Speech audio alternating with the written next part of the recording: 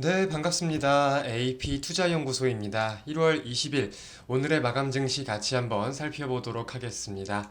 자, 코스피는 0.62%, 그리고 코스닥은 0.63%네요. 코스닥은 0.71%, 양대 증시가 모두 상승하는 모습을 보였어요. 오늘은 한국뿐만 아니라 일본도 그렇고 항생도 그렇고 그리고 중국 상해 지수까지 모두 좀 아시아 증시가 전반적으로 강한 모습을 보이면서 마감되었습니다. 많은 분들이 아마 좀 의아해 하시는 게 미국과의 디커플링 현상에 대해서. 미국은 지금 이틀 연속 빠지고 있는데 한국 그리고 아시아 증시는 오르는 거에 대해서 좀 의아하다 하면서도 굉장히 긍정적이다라고 생각을 하실 것 같아요. 저 또한 그렇습니다. 일단 미국 관련해 가지고는 우리가 지금 좀 주목해서 봐야 되는 이슈가 이 부채 한도 특별 조치에 대한 내용인데요. 기존적으로도 사실 이랬던 적이 있었어요. 2021년 말에 보면은 부채 한도 상향안이 의회가 통과되었다. 그래서 디폴트가 모면된다 라고 나와 있는데 미국의 재정 상태가 지금 좀 좋지 못한 상황입니다. 기사를 좀 간단하게 읽어보면은 미국 연방정부가 국가 부채 한도에 따른 채무 불이행을 피하기 위해 특별조치 시행에 들어갔다라고 나와 있습니다. 그래서 특별조치에 들어갔는데 우리가 좀 주목할 수 있는 부분이 이런 부분이에요. 미국 재무부와 백악관이 좀 대립관계에 지금 놓여져 있다. 재무부 같은 경우는 지금 어떤 조치를 펼쳤냐면, 자, 내려볼게요. 자, 연방 공무원 퇴직 장애인 연금 신규 납부 유예 등의 특별 조치 내역을 설명했다라고 나와 있죠. 그래서 이제 재정량 자금 집행을 위한 부채 발행 유예 기간이 이날부터 6월 5일까지 시행된다고 의회에 고지했는데 백악관 같은 경우는 좀 입장이 달라요. 그냥 부채 한도를 더 늘리면 되는 거 아니냐. 이렇게 상호 간의 의견이 안 맞다 보니까 미국 내부에서 좀 정치적으로 흔들릴 수 있는 우려감, 그리고 이 디폴트 우려, 디폴트까지는 아니더라도 미국의 신용 등급이 떨어질 수 있는 이 우려감이 좀 작용을 하고 있다라고 생각이 듭니다. 사실상 이 이슈는 계속해서 지켜봐야 될 것 같아요. 전 세계에서 가장 선진국이라고 불릴 수 있는 미국이 흔들린다라는 거는, 이거는 세계적으로도 우리가 좀 타격을 따져볼 필요가 무조건 있기 때문에 우리가 계속해서 이슈를 주목할 필요가 좀 있지 않겠나라고 생각을 하고요. 그래서 일각에서는 이런 말들도 돌기는 해요. IRA도 그렇고 미국이 자국 내 투자를 계속해서 좀 공격적으로 유치를 하려고 하는 게 보이는 게, 이 미국의 부채가 좀 심각한 상황이다 보니까 자국의 투자라도 좀 활성화시키겠다. 라고 말들도 좀 돌고 있는 상황입니다. 관련한 내용을 우리가 꾸준히 체크해 볼 필요가 좀 있겠고, 제목에도 써져 있다시피 삼성전자가 지금 외국인이 14일 연속으로 순매수를 하고 있는 상황입니다. 이렇게 좀 확인을 해보면은 오늘까지 해가지고 1월 3일부터 오늘까지 순매수를 진행을 하고 있어요. 1월 3일이면 언제냐? 이때 딱 지금 반등 나오기 전 그 자리부터 이렇게 쭉 지금 외국인이 순매수를 하면서 반등 기조를 세우고 있는 건데, 우리가 이 부분도 좀 따져볼 필요가 있을 것 같아요.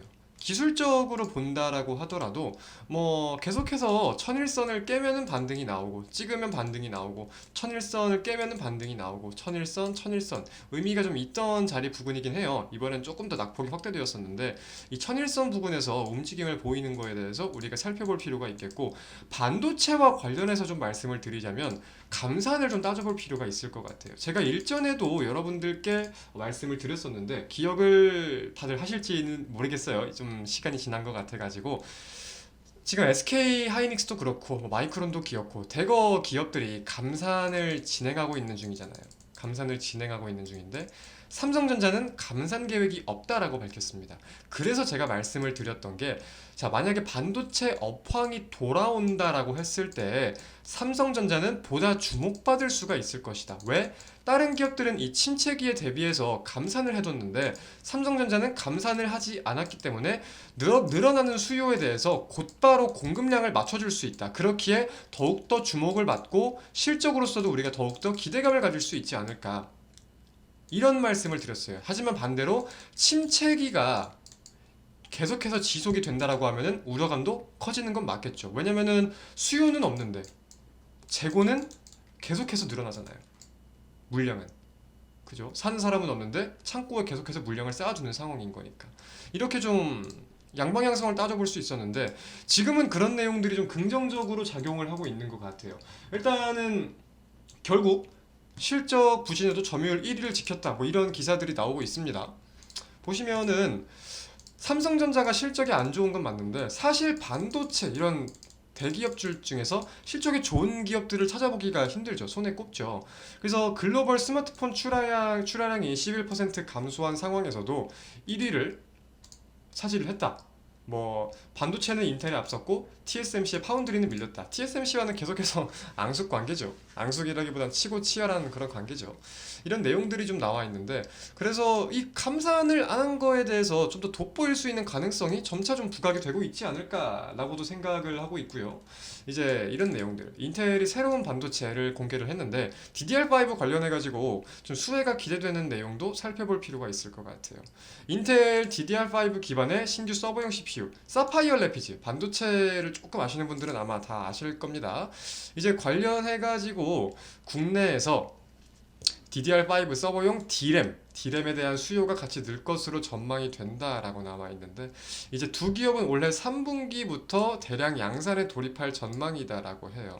관련해가지고 반도체 업황에 대한 기대감이 좀 유입이 되면서 실적 우려감이 좀 완화가 되고 있는 국면이 아닌가라고 생각이 듭니다. 실적이 안 좋게 나왔음에도 저희 잠정 실적이 안 좋게 나왔음에도 반등이 나왔던 점 이것도 역시 더 이상 악재가 없을 것 같다. 이제 바닥이 맞다. 이런 측면으로 해석이 돼가지고 좀 좋은 모습을 보였던 거잖아요. 그 국면이 지금은 이어지고 있는 거지 일단. 그죠? 그리고 파운드리 관련해서 우리가 좀 본다고 하더라도 제가 일전에도 TSMC 얘기를 잠깐 해드렸었는데 이 웨이퍼 칩 가격 인하를 안 하겠다고 밝혔잖아요. 대만에서. 이런 내용들도 호재로서 좀 작용을 하고 반도체 호재가 겹겹이 나온다. 그런 내용들을 우리가 좀 주목할 필요가 있을 것 같습니다. 물론 이게 주가의 방향성을 결정짓겠다라고 말씀을 드리는 건 아니지만 업황 기대에 대한 목소리가 커지고 있는 게 점차 보인다 정도로는 우리가 해석을 할 수 있을 것 같아요.